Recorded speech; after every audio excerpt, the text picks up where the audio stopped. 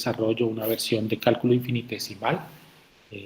Cuando digo cálculo infinitesimal, entonces es literalmente con infinitesimales, no las versiones usuales del cálculo con límites. Entonces esa será la próxima sesión, donde abordaremos pues, temas de funciones y obviamente pues, los dos núcleos fundamentales del cálculo, la derivación y la integración. Y finalmente pues vamos a dedicar una última sesión a complementar, a comentar algunos de los temas que han salido de pronto de sus comentarios y preguntas a lo largo de las sesiones anteriores. Entonces de pronto vamos a tratar de ahondar un poquito más ahí, más allá de los comentarios que también yo he hecho al final, un poco limitados en el tiempo. Bueno, entonces arranquemos la sesión de hoy. Entonces vamos a comenzar a ver una visión más geométrica del modelo, más allá de la visión algebraica que estábamos enfatizando la vez pasada. Pero acá de pronto es bueno pues una aclaración de qué entendemos por geometría. Hay muchos, digamos, un desarrollo histórico muy amplio, muy diverso de lo que es la geometría a lo largo de la historia, pero básicamente es muy distinta a la geometría, por ejemplo, que vemos en el mundo griego, en Euclides y sus antecesores y sucesores. La visión geométrica que había en la antigüedad es muy distinta a la visión moderna de la geometría. Eso es, digamos, hay una relación muy distinta entre las dos grandes ramas de la matemática, la que tiene que ver con la aritmética y el álgebra, y la que tiene que ver con la geometría. Para los griegos lo primario era la geometría, lo geométrico. Para nosotros es mucho más, digamos, preponderante la presencia de lo numérico y de lo analítico. Entonces, eso lo vemos en la interrelación entre la geometría y el álgebra. Si en el mundo griego, por ejemplo, hablamos de una álgebra geométrica, es decir, tratar de interpretar geométricamente las expresiones algebraicas, como vemos en ese dibujito de la izquierda, a partir de Euclides.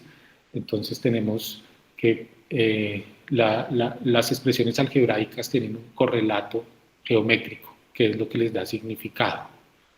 Es por eso que, por ejemplo, expresiones más allá del grado 3 carecen de significado y el álgebra no se desarrolla más allá de ese nivel, hasta el Renacimiento, ¿sí? Hasta los algebristas italianos, que ya comienzan a manejarse esas expresiones de grado cuarto y más allá.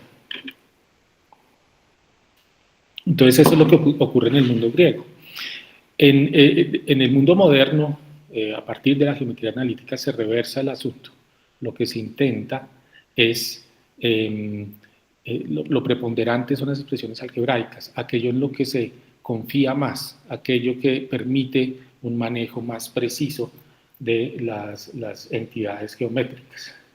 Entonces tenemos una recta numérica y un plano que está formado por coordenadas cartesianas y las entidades geométricas ahora son expresiones algebraicas. Entonces tenemos curvas a las cuales corresponden ecuaciones. Entonces esa es la visión moderna. Entonces cuando vamos a hablar ahorita de un desarrollo de la geometría, estamos pensando en esta versión moderna, cuando Hilbert, por ejemplo, vuelve a escribir la geometría axiomática al estilo de Euclides, él lo hace pensando en un modelo analítico. Entonces, a partir de los números reales y pensando en expresiones algebraicas como las que surgen a partir de Descartes. Entonces hay una inversión acá de las cargas entre geometría y álgebra o aritmética. Entonces estamos situados más en una perspectiva moderna. Entonces cuando hablamos del continuo estamos intentando formarlo a partir de entidades numéricas, algebraicas, y cuando hablamos de la geometría igual.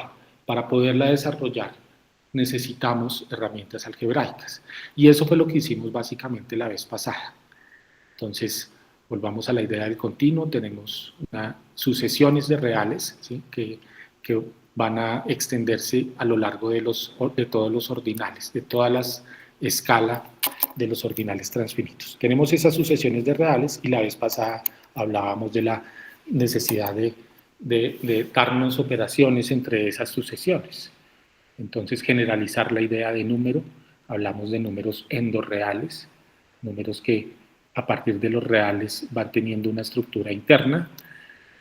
Y hablábamos de que prácticamente de manera automática tenemos la suma, pero que requiere un poco más de trabajo la formación del producto. El producto pues se define de todas maneras de manera natural.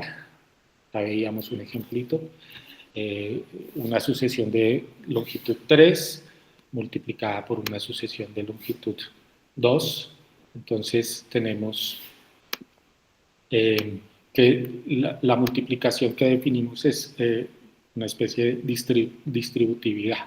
Entonces el 15 se multiplica por el 2 y por el 0,1 y se van ubicando en las posiciones correspondientes. Entonces un real por un real da como resultado un real, que es este 30 de acá. Pero un real por un infinitesimal, que son los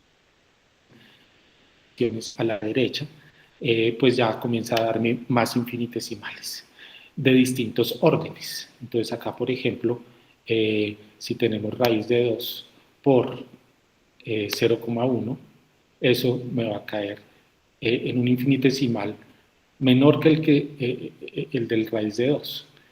Va a ser de un orden menor y por eso va a estar acá en la tercera posición. Es este que está acá. Y así, entonces voy sumando los que caen en las casillas correspondientes. Esto, pues, la dificultad, veíamos, que no está acá representada, es cuando intentamos generalizar al infinito. Y veíamos que usando el teorema de la forma normal de Cantor, de ordinales, se podía generalizar. Bueno, entonces ya tenemos estas herramientas algebraicas, estas operaciones. Entonces la idea es ahora comenzar a hacer geometría. Geometría más allá de la recta. Entonces necesitamos generalizar nuestra noción de continuo, ya no solamente al continuo unidimensional que hemos visto hasta ahora, que acabamos de ver en el dibujo, sino hacia el plano, cómo construir el plano, y más allá del plano, dimensión 3, 4, etcétera, pues obviamente trascendiendo se puede incluso hacia el infinito. Entonces, espacios multidimensionales. Hay dos enfoques posibles. Entonces, uno, el primero, es ya tenemos una recta construida, nuestro modelo CEORT, como lo llamamos. Entonces podemos partir de ese modelo CEORT y formar un producto cartesiano con otro producto CEORT. Entonces colocarlo como si colocáramos acá en el eje X todo un modelo CEORT, una copia, y en el eje Y toda una copia del modelo CEORT, y hacemos el producto cartesiano. Esa es una opción. Entonces, partir primero de la construcción, que ya hicimos inicialmente, la construcción inicial, esta de acá, esa iteración a lo largo de los ordinales de tomar sucesiones, y realizar el producto cartesiano. Entonces tenemos sucesiones, los elementos de ese plano, de ese producto cartesiano serían parejas ordenadas, donde el primer elemento sería una sucesión y el segundo elemento sería una sucesión, como en este ejemplo. En este ejemplo pues estamos en longitud 3 de las sucesiones, pero generalizando pues podemos trascender a cualquier ordinal. El continuo del que partimos puede tener cualquier profundidad en el sentido de los ordinales. Bueno, entonces esa es una opción. Primero hacer la construcción de un continuo al estilo Peirce y después realizar el producto cartesiano. Pero hay otra opción, y es, así como pensamos en una recta que cada uno de sus puntos se estalla o tiene dentro una estructura isomorfa a la estructura inicial, o sea, la recta de los reales, lo mismo podríamos hacer en el plano. Podríamos partir del plano cartesiano usual, o sea, de R2, que sería nuestro punto de partida, y hacer la misma construcción que hicimos para la recta. Entonces, Así como partimos de R y fuimos iterando, buscando dentro de R más y más estructuras isomorfas a R, acá podemos hacer lo mismo. Podemos partir del plano y cada uno de los puntos del plano, que es un par de parejas ordenadas, una pareja ordenada de reales, perdón, como esta roja que está acá, este punto rojo, ese punto rojo dentro de sí puede tener una estructura isomorfa a la inicial, o sea, al plano. Entonces acá es lo inverso. Acá vamos a hacer primero el producto cartesiano de los reales y después hacemos la construcción al estilo Peirce. Entonces buscando que cada punto tenga dentro de sí una estructura isomorfa a la estructura macroscópica. Bueno, entonces tenemos estas dos rutas. Inicialmente uno pensaría, bueno, ¿cuál escoger? Entonces se van multiplicando las opciones, etcétera, etcétera. Hay un resultado que ahorita vamos a ver en el capítulo que facilita un poco las cosas y es que las dos construcciones son isomorfas. Entonces, al final podemos hacer o bien la una o bien la otra y en el fondo son lo mismo. Entonces podemos movernos entre estas dos construcciones y pensar a veces desde este punto de vista con esta intuición o pensar con esta intuición. En el fondo, pues eso nos ayuda. Todos estos dibujitos, pues que realmente son indibujables, pues son ayudas diagramáticas para tener un poco de intuición sobre lo que está pasando. Entonces, podemos oscilar entre ambas intuiciones. Entonces, cada punto del plano cartesiano, en el fondo no es un punto, sino que tiene una estructura isomorfa al mismo plano. Tenemos plano, cada punto es un plano completo también. Entonces ahora la gran pregunta es cómo desarrollar una geometría ahí. Entonces podemos ir comenzando. Obviamente uno comienza con lo más sencillo. Lo más sencillo son las sucesiones de longitud 2. Entonces ir buscando qué estructura podemos tener ahí, cuál es el comportamiento de los objetos geométricos, etcétera, etcétera. Pero resulta que esa estructura ha sido estudiada ya ampliamente, es ampliamente conocido por lo menos en álgebra, y aunque no con esta misma intuición que lo hemos venido viendo con las ideas de Peirce. Y eso se llama los números duales. Los números duales fueron introducidos hace como 100 años, o un poco más tal vez, por un matemático danés, Hjelmslev.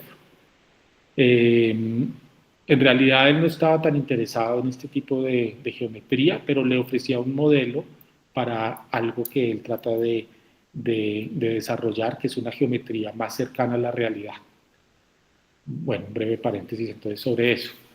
Él se da cuenta que en la práctica, cuando uno hace dibujos con regla en papel y lápiz, en realidad, cuando los ángulos son muy pequeños, las rectas que uno traza se encuentran en más de un punto. Entonces, eso, lo que ocurre ahí es que hay más de, cuando estamos cerquita al vértice donde se encuentra o al punto de encuentro, todos los puntos que están ahí cerquita, pues en realidad coinciden.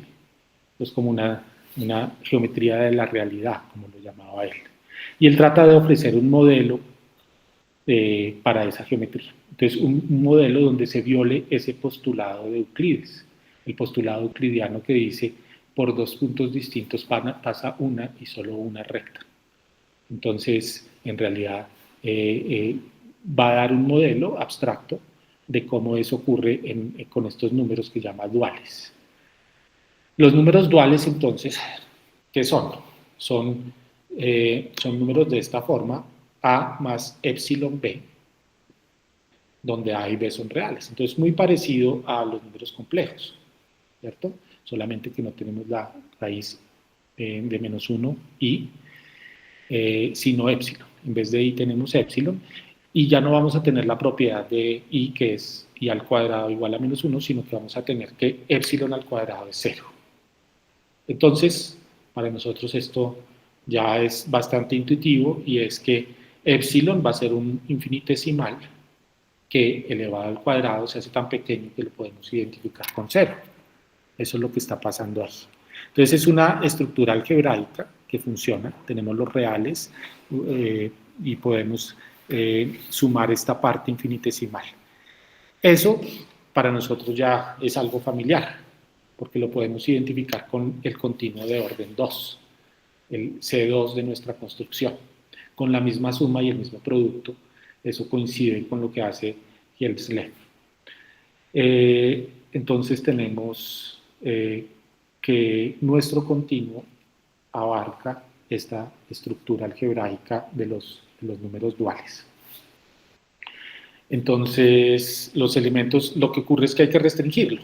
Si nos restringimos al plano C2, perdón, si obviamos toda la construcción ulterior que nosotros ya vimos. Entonces, tenemos un producto donde los infinitesimales son nilpotentes. Nilpotentes es decir que elevados al cuadrado, en este caso, dan 0, lo que acabamos de ver con el épsilon. Bueno, entonces ya existe pues toda una geometría desarrollada a partir de eso. De hecho, la motivación de Hjelmslev fue geométrica, fue dar ese modelo para esa geometría de tipo no euclidiano y que de hecho va a ser no arquimediana. Bueno, entonces nosotros podemos interpretar geométricamente estos resultados viendo nuestra estructura encajonada de planos dentro de planos, etc. Entonces lo que va a ocurrir es lo siguiente.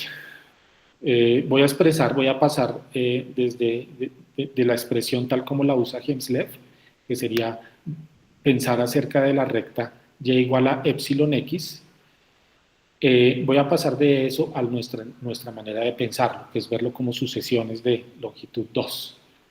Entonces, intuitivamente lo que le está pensando es en una recta que tenga una pendiente infinitesimal, o sea, casi no tiene inclinación, es infinitesimalmente inclinada. ¿Qué va a pasar ahí? Para nosotros, si estamos en C2, entonces lo que vamos a buscar es, bueno, eso lo podemos llamar f, una función, va a ser una función de un elemento genérico de C2, x0, x1, es una sucesión. ¿Cuál es la imagen de esa sucesión de longitud 2? Va a ser el infinitesimal epsilon, que lo puedo llamar, un infinitesimal va a ser un elemento de la forma 0, punto y coma b, o sea, algo que en la primera coordenada tenga un 0 y en la segunda cualquier elemento, en este caso podemos tomarlo positivo, por ejemplo. Entonces esa va a ser la pendiente por ese elemento. ¿Sí? Tenemos una recta, lo que acabo de encerrar es la pendiente, mientras que x0, x1 es la variable. ¿Qué pasa si hacemos ese producto? Bueno, si hacemos ese producto acá, es como si sustituyéramos en vez de x, bueno, voy a tomar un infinitesimal, estoy acá viendo qué ocurre cerquita a 0, 0. O sea, voy a tomar un elemento 0, x1. ¿Sí? Eso va a ser un infinitesimal. Un infinitesimal va a ser de la forma epsilon por x1 y entonces al final lo que va a ocurrir es que me va a dar epsilon por epsilon, que sabemos que da 0. ¿Sí? Si lo vemos desde nuestro punto de vista, que es lo que está acá, lo que tenemos es la pendiente 0,b por 0, x1. Eso, aplicando las reglas del producto, me va a dar 0,0 si me restringo al nivel 2. Entonces, eso es lo que ocurre, pues podemos interpretar geométricamente entonces estos números duales y lo que está ocurriendo. Ahí entonces, ¿qué es lo que va a ocurrir? Lo que va a ocurrir es que todos los puntos en la mónada de 0, o sea, todos los puntos de la forma 0, punto y coma, x1, su imagen va a ser 0, 0. Entonces, todas las rectas que pasen por esos puntos, todas las rectas de la forma epsilon x, van a tener más de un punto en común. Entonces, todas van a pasar por todos los puntos de la forma 0, x1. sea, hay infinitos puntos en común. Entonces se viola ese postulado de Euclides de que por dos puntos pasa una y solo una recta. Se viola ese postulado y pues también se viola el quinto postulado, el famoso postulado de las paralelas. Si tenemos una recta horizontal cualquiera que yo me dé, todas las rectas que sean de esta forma, y igual a epsilon x, o de esta forma que expresé acá, todas esas rectas van a ser paralelas a la recta dada. ¿Por qué? Todas las rectas horizontales. ¿Por qué van a ser paralelas? Porque nunca la van a cortar. Nunca van a salir del espesor de la recta horizontal que pasa por el eje. Bueno, entonces, esta es más o menos la visualización. Entonces, tenemos que en 0, 0, en el fondo, la recta es constante, en el punto 0, 0, acá. Si lo explotamos, ahí el dibujo amarillo está dibujando la recta y igual a epsilon x. ¿Sí? Entonces, la recta f, la función f. En el punto 0, 0 va a ser horizontal y va a tener altura 0. Pero en cualquier otro punto, por ejemplo en 1, 0, va a tener altura b. Si ustedes sustituyeran en f de x, en vez de x0, x1, sustituyen el punto 1, 0, les va a dar que tiene altura b en la segunda componente. Entonces, va a ser una especie de recta que va escalonándose a lo largo de todos los puntos, pero su altura siempre va a ser infinitesimal. Bueno, entonces tenemos esta interpretación. Ahora, esto es lo que ocurre con los números duales, si nos restringimos ahí. Si vamos más allá, sin embargo, nosotros tenemos, repitamos la expresión, una especie de geometría estratificada de distintos niveles de profundidad. Entonces, podríamos no limitarnos a que en el segundo nivel aquí tenemos una recta constante, sino que podríamos pasar al nivel siguiente y entonces es ver qué ocurre con este producto de nuevo, pero no limitándome a dos coordenadas. Si yo me extiendo, en la tercera coordenada sí va a aparecer el producto b por x1. Se corre hacia la derecha la posición de b y de x1. Entonces, en la tercera coordenada sí voy a tener una altura no solamente infinitesimal, sino infinitesimal con respecto al infinitesimal inicial. Entonces, tiene una altura mínima que puedo detectar con nuestra construcción.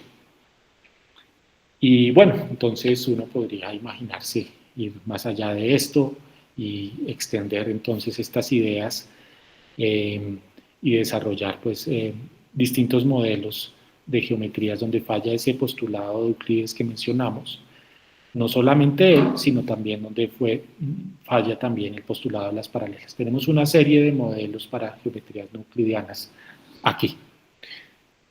Bueno, entonces esto es solo para ilustrar cómo acá se pueden abrir distintos campos pues, de desarrollo, estudiar pues, entonces las geometrías no euclidianas en estos modelos y ver a qué desarrollo se puede llegar, ya desarrollando geometría más en serio.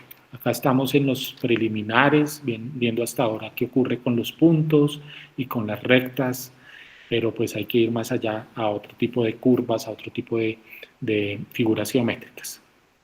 ¿Qué pasa con los ángulos, por ejemplo? Entonces acá tendríamos ángulos.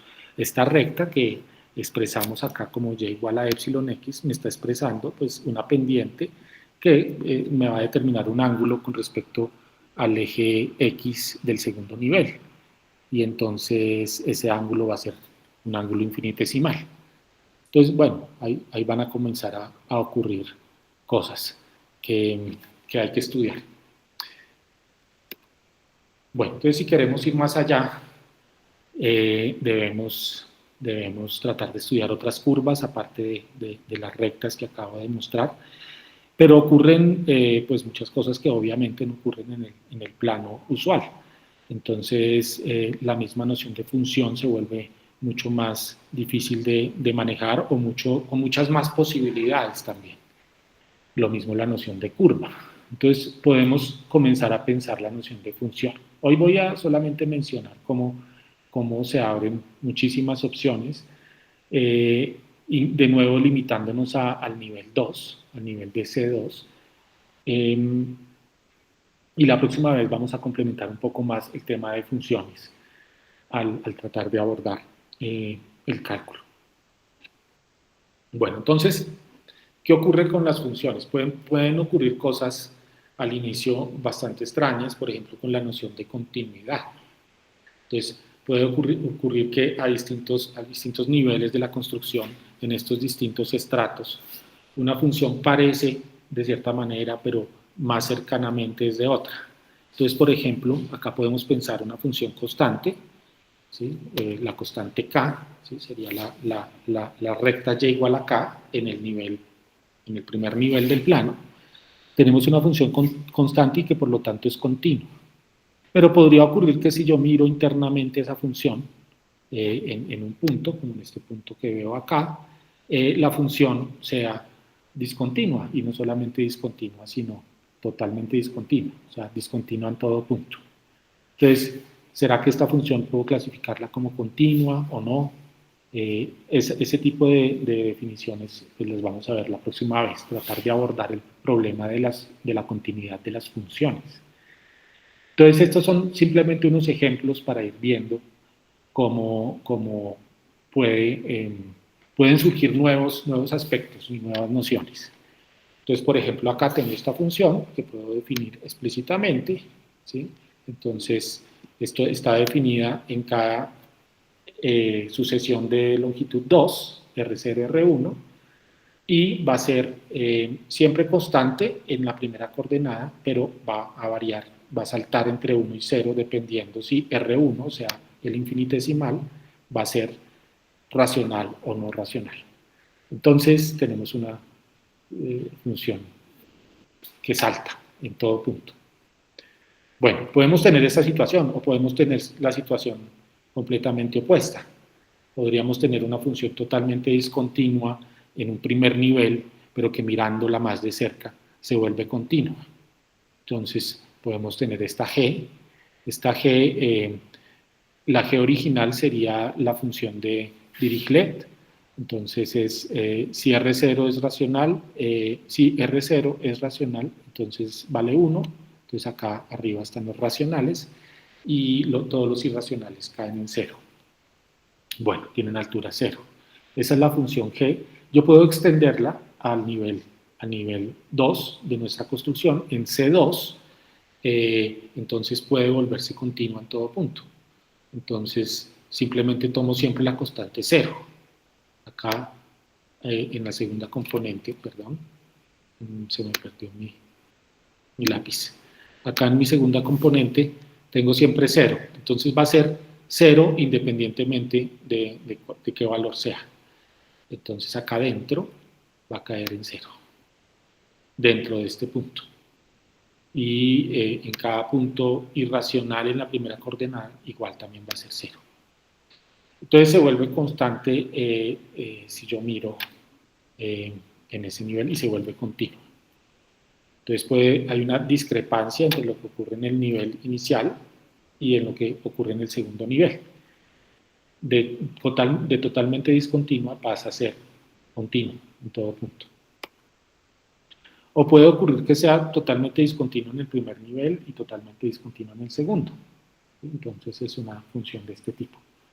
Ahí construida paso a paso, definida acá explícitamente. ¿Sí? Entonces pueden ocurrir cosas de este estilo. Anticipando un poquito lo que vamos a ver la próxima vez, este tipo de fenómenos no van a ocurrir con las funciones algebraicas, con las funciones analíticas, con las funciones que yo puedo tener una expresión que las defina explícitamente. Entonces eso va a ser un buen comportamiento que vamos a tener que definir. Entonces, si tenemos una función continua, por ejemplo una parábola en el plano, mirándola de cerca va a seguir siendo continua. Bueno, entonces ese es más o menos el tema de hoy. Entonces es comenzar a ver que las nociones geométricas se vuelven complejas, literalmente, o sea, van a depender de más factores, de toda la serie de números que yo considere en las sucesiones. Y van a surgir fenómenos entonces que con la óptica del plano usual R por R no alcanzamos a detectar. Vamos a tener una mirada más fina a todos los niveles de ordinales. Esto, repito, pues son preliminares de desarrollo de pues, lo que puede ser toda una serie de geometrías en este ámbito, en este contexto. Bueno, voy a hacer un par de complementos aquí. El primero, pues, estuve buscando acerca de los números complejos y estos números duales, obviamente, para preparar la sesión de hoy. Y casualmente me apareció que una de las primeras veces que apareció la noción de número nilpotente fue esta, que es un escrito del papá de Peirce, de nuestro Peirce. Benjamin Peirce, que sabemos era el más grande matemático de Estados Unidos en su época, y que escribió esta memoria sobre álgebra asociativa lineal, o álgebra lineal asociativa. Entonces, vamos a ver un poco ahí el momento en que él introduce esos elementos nilpotentes parecidos a los que vimos con los números duales. Claro que esto es muy anterior a la construcción de Helslev que mencioné.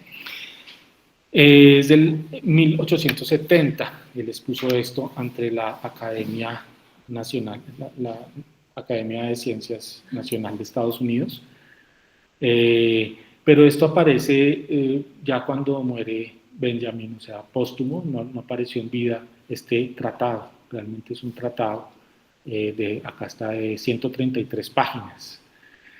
Entonces es un desarrollo bien importante del álgebra abstracta en Estados Unidos, generalizaciones entonces de los números complejos en distintas direcciones. Tenemos mucha evidencia de que nuestro Peirce, Charles, conocía esta memoria, porque él fue el editor, entonces él conocía a fondo todo lo que aparece acá.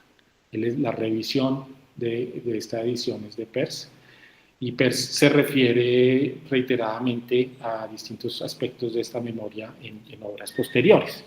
Todavía 30 años después, en sus reflexiones sobre las matemáticas, se refiere a la definición que da el padre acá. Acá es el lugar donde aparece esta definición que los conocedores de Peirce conocen muy bien. Es la definición de matemáticas. Matemática es la ciencia que extrae conclusiones necesarias. Busca trascender la definición usual de las matemáticas como el estudio de la cantidad o lo cuantificable. Esa es la definición que nos viene pues, desde la antigüedad. Charles Sanders Peirce pues, hace incluso el estudio histórico de trazar esa definición tradicional de dónde viene y la atribuye a Boecio. Pero entonces él vuelve a reflexionar y vuelve una y otra vez sobre esta definición del padre, que esencialmente para él está bien. Entonces, eso ahí como curiosidad, es este el lugar donde aparece esa definición y aparecen temas típicamente peircianos. Estábamos acá en el contexto del álgebra abstracta, y comienza su reflexión sobre los símbolos, el papel que juegan los símbolos en el álgebra.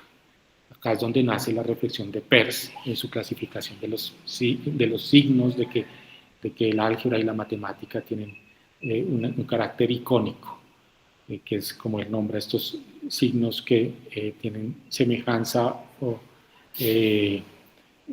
analogía con aquello que representan. Bueno, entonces, aparte de esa página inicial, encontramos todo un desarrollo amplio matemático, pero acá es donde aparece entonces esta referencia a los números nilpotentes. ¿Sí? Los números nilpotentes, que son aquellos que elevados a cierta potencia, n, dan 0. Bueno, hay un estudio, entonces, pero puramente algebraico. No tenemos esa noción ni de esa alusión a los infinitesimales, que de todas maneras también Peirce defendía, ni tampoco pues la intuición geométrica que veíamos en el desarrollo de los números duales. Pero de alguna manera todos esos ingredientes están en Peirce. Está la idea de los números nilpotentes, está la idea de los infinitesimales, ya vimos que él ya tenía como una propuesta de modelo para los infinitesimales y mostrar que son consistentes, y está toda esa intuición geométrica que también Peirce ve en su definición de continuo. Entonces, de alguna manera había muchos ingredientes que de pronto hubieran podido confluir, como lo vemos en la construcción que vimos hoy. Bueno, entonces está ese complemento más de tipo histórico, y finalmente pues acá cierro con en qué estamos en el capítulo. Hay una pequeña sección, que es la 2.6, donde está la definición de plano, y acá está el teorema que mencioné. Las dos construcciones, la de tomar primero la construcción del continuo y después el producto cartesiano, o tomar el producto cartesiano y después la construcción del continuo, son isomorfas. Entonces acá están, primero tenemos acá el conjunto de todas las sucesiones con nuestra relación de estar en. Entonces tomamos primero R2 y después las sucesiones, o en el segundo renglón aparece primero tomar los productos y después, sí, a ver, acá cómo es, no, primero tomar la unión y después tomar el producto, ¿sí? El producto cartesiano de esa unión. Acá tal vez hubiera sido bueno un paréntesis adicional. Acá la unión afecta solamente hasta C alfa y ya después aparece el producto cartesiano. Bueno, entonces aparece esa construcción, y ya un poco más adelante, cuando ya están desarrolladas las herramientas algebraicas, aparece esta alusión a los trabajos de los números duales de Hjelmslev. Y bueno, ahí están mencionados las propiedades fundamentales de este modelo, que corresponde a nuestro nivel C2. Acá está. Bueno, y finalmente los ejemplos sobre funciones es el comienzo acá en el capítulo del cálculo, y vemos ahí esos tres ejemplos que vimos, en cómo ver que la continuidad y la discontinuidad se vuelve un fenómeno mucho más sutil, y hay que mirar en qué nivel estamos para determinar si una función es continua o discontinua. Bueno, entonces eso era todo por hoy. No sé si hay algún comentario o pregunta.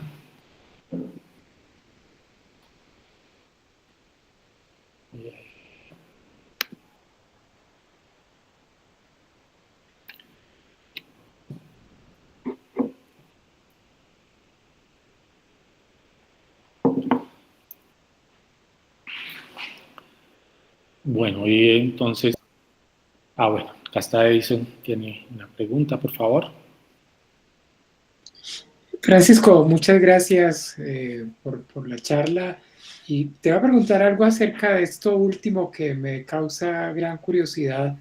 Yo es algo que no he podido resolver, pero de pronto tú tienes una mejor idea.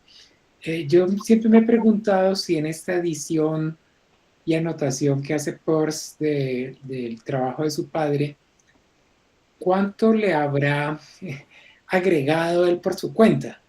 Digamos, no sé si existe una versión a partir de la cual él hace su edición, digamos una versión que se conserve en la Academia Nacional de Ciencias, o si la edición que él hace la hace a partir de un manuscrito que él conserva de su padre. No sabría Sí, si es posible determinar la versión que se presentó en la Academia de Ciencias comparada con la versión que le dictó, cuánto Peirce agregó, le complementó, etcétera. Si es posible determinar esa diferencia.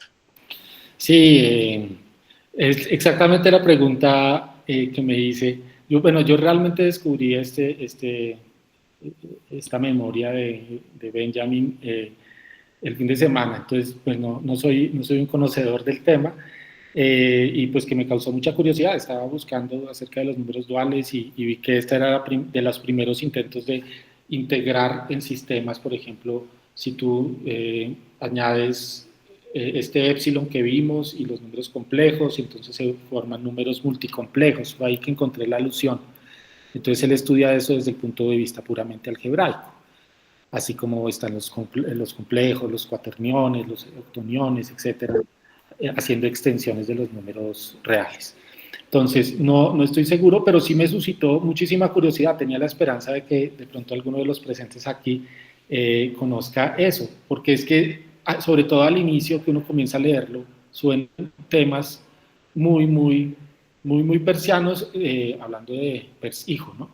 Entonces, esto que veíamos, esta reflexión sobre la definición de matemáticas, es algo que él reitera pues, en sus escritos posteriormente y amplía, o sea, prácticamente es como pareciera que está hablando él mismo.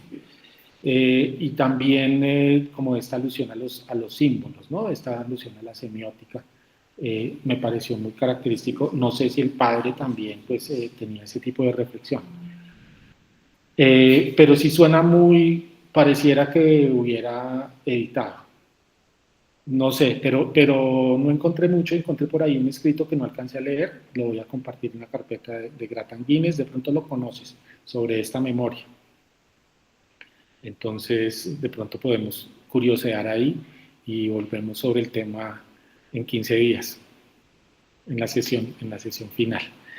Gracias. Bueno, a ti, Edison. Arnold, por favor. Sí, buenos días para todos. Y muchas gracias, Francisco, por esta extraordinaria charla. Eso le abre a uno muchas ideas, muchas luces a hacer geometría con este nuevo sistema. Realmente nos ha abierto una compuerta hacia volver a hacer la matemática. Muy interesante, muchas gracias. Y gracias también por las conexiones. A propósito de eso, quería mencionar pues un poquito más sobre lo que preguntó Edison. Sí. Hasta donde me acuerdo, pues así de rapidez no lo puedo encontrar, pero lo voy a buscar.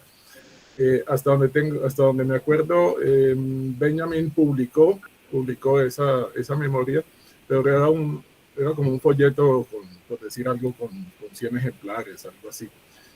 Alguna vez vi una imagen del original de Peirce, de Benjamin Peirce, de esta memoria. Era un folleto que él sacó con su... Sí, la presentación en la academia quedó escrita, y la memoria sí realmente es un escrito editado, impreso y publicado. Pasa que en el año 80 murió Benjamin Peirce, y en el año 81 Charles Peirce, entonces en la nueva revista de matemáticas que se acababa de fundar, entonces publicó como homenaje a su padre una reedición de esta memoria. Y ahí es donde aparece, es una reedición donde aparece el artículo de Benjamin Peirce ya publicado en una revista.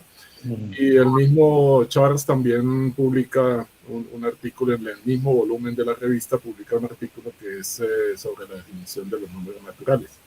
Es sobre la lógica del número, se llama, la definición de los números naturales a partir de las axiomas y de unos axiomas nuevos. Y esos dos artículos quedaron, el de Benjamin y el de Charles, quedaron seguidos en el mismo volumen de la revista, y esa edición la hizo Charles.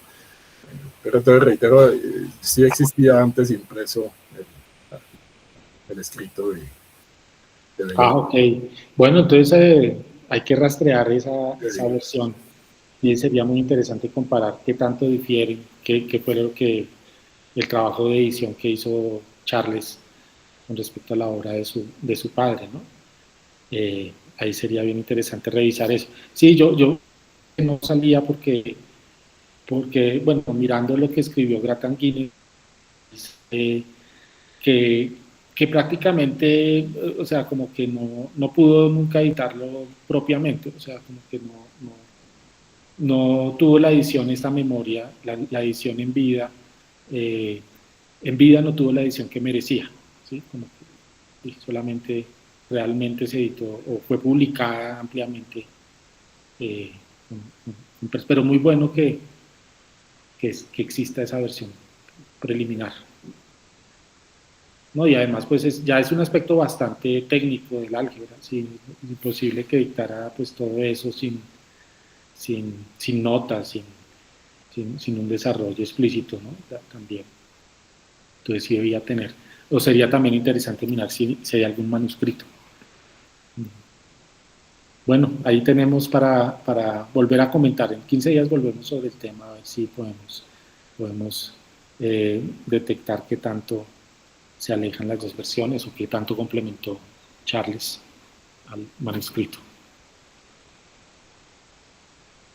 Gracias, Arnold. Muy pertinente y muy bueno lo de la revista, que salieron los dos artículos juntos. Esa es una versión de los naturales de alguna manera similar a la de Peano, ¿no? Creo que alguna vez lo escuché hablando de esto, Arnold. Sí, al final es equivalente, pero pues la presentación es muy distinta. La presentación de Peirce no es como la matemática de ahora, definición, teorema, sino que empieza echando toda una historia y demás, y empieza una reflexión sobre lo que son los números, así que los números son los mismos acá que en Marte, y etcétera, cosas así.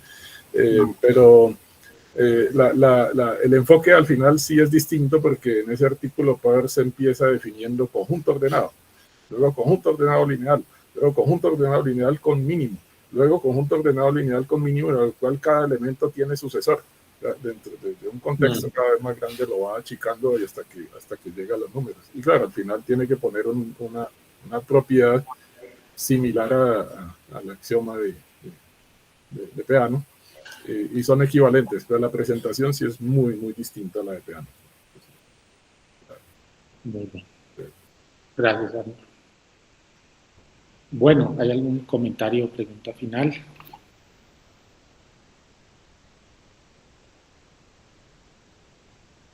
Bueno, saludos a Lady, a Catalina. Bueno, entonces vamos dejando así por hoy. Entonces nos vemos la próxima semana, entonces veremos un desarrollo del análisis del cálculo infinitesimal, de nuevo con estas ideas. Volveremos entonces sobre los números duales y posibles desarrollos después. Bueno, muchas gracias, Francisco. Bien. Gracias. Hasta luego. Un saludo para todos.